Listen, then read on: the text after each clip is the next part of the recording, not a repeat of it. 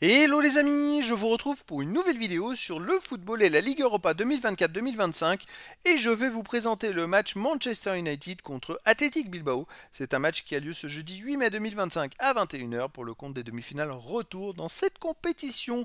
Alors au match aller, Manchester United l'a emporté brillamment 3 buts à 0 et donc est vraiment très bien parti pour la qualif pour la finale. Alors dans cette vidéo, on va revenir sur le classement et les statistiques de ces deux équipes dans la phase de poule. On verra aussi le classement des meilleurs marqueurs de la Ligue Europa 2024-2025 ainsi que tous les résultats de ces deux équipes dans cette compétition. Puis on enchaînera par les 10 derniers résultats, toutes compétitions confondues, les stats de Manchester United et de l'Athletic Bilbao. Et on terminera par les compositions d'équipes et tactiques éventuelles, ce qui nous permettra d'avoir une idée et une tendance à cette rencontre. Alors pour ceux qui souhaitent voir ce match à la télé, sachez que vous pouvez le voir sur Canal+. Et donc dans la phase de poule, on avait quand même les deux équipes en deuxième et troisième position. C'est quand même énorme.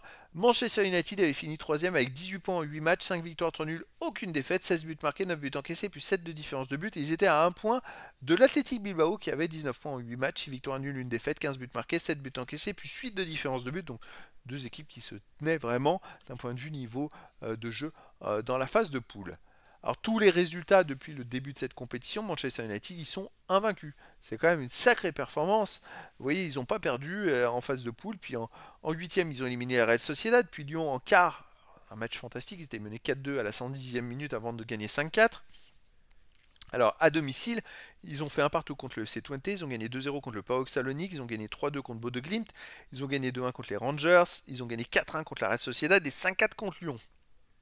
Sur les 6 matchs à jouer à domicile dans cette compétition, c'est 5 victoires et un match nul. C'est du très lourd. Donc voilà, pour qu'ils se fassent éliminer et qu'ils perdent, ça serait fou quoi. Athletic Bilbao de son côté a commencé par un nul puis enchaîné 5 victoires avant de terminer par une défaite et une victoire.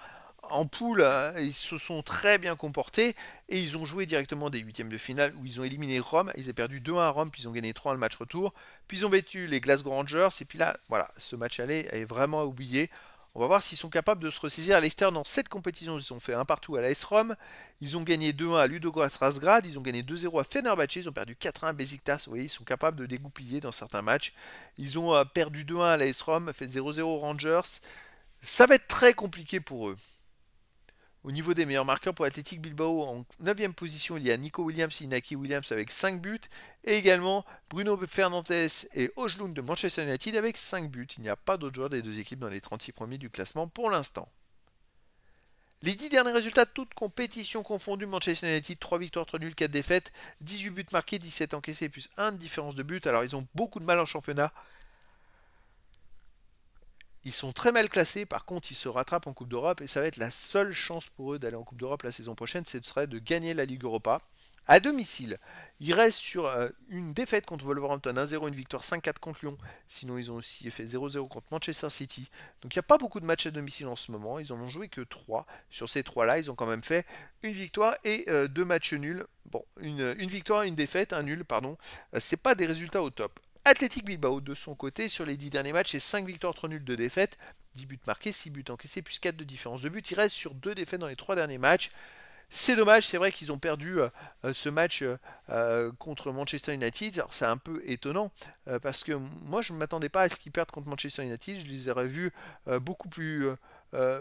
Surtout qu'il y a quand même un paramètre très important, c'est que la finale va se jouer justement à l'Athletic Bilbao. Et donc franchement, pour moi ils étaient favoris. Et je ne sais pas ce qui a pu se passer pour qu'ils arrivent à complètement rater ce match aller. Alors, ils ont joué quand même un match de championnat ce week-end. Je ne l'ai pas mis dans les stats, c'était à la 34e journée. Ils ont fait 0-0 à la Real Sociedad. Ça peut leur redonner confiance d'un point de vue défense. Ça peut être important. Mais voilà, sinon c'est une équipe qui est peut-être en baisse de régime. Il y a beaucoup de matchs. Ils ont joué beaucoup de matchs cette saison. Et il peut y avoir de la fatigue. Alors, à l'extérieur, ils restent sur un 0-0 à la Real Sociedad. Ils ont perdu 1-0 au Real Madrid. Ils ont fait 0-0 au Glasgow Rangers, 0-0 à Villarreal. C'est ma crainte et ils ont gagné 1-0 à Séville. Donc depuis la victoire à Séville 1-0, ils ont enchaîné 4 matchs de suite à l'extérieur. Écoutez, ils n'ont pas perdu dans ces 4 matchs, mais s'ils ont perdu au Real Madrid 1-0, mais surtout dans ces 4 matchs, ils n'ont pas marqué de but. Voilà, ça fait 4 matchs de suite sans marquer de but à l'extérieur. Ça va être très compliqué d'en marquer 3 à Manchester United. Mais écoutez, moi je verrais bien une qualif de Manchester United avec un match nul, un partout, mais après dans le foot tout est possible. Au niveau des compositions d'équipe et tactiques pour Manchester United, on aurait du 3-4-3 Garner Onana, défense Mazraoui, Maguire, Yoro, milieu de terrain Dorgu, Casemiro, Ugarte, Hamas, attaquant Fernandez, Ojloun et Garnacho. Et pour l'Athletic Bilbao, on aurait du 4-2-3 gardien Agiré, Zabala, milieu de terrain de Marcos, Paredes, Alvarez, Berchiche, en défense, milieu de terrain défensif Jo, Gizar et Galareta, milieu offensif Elie, Iñaki Williams, Berenguer, Nico Williams, attaquant Guruzeta.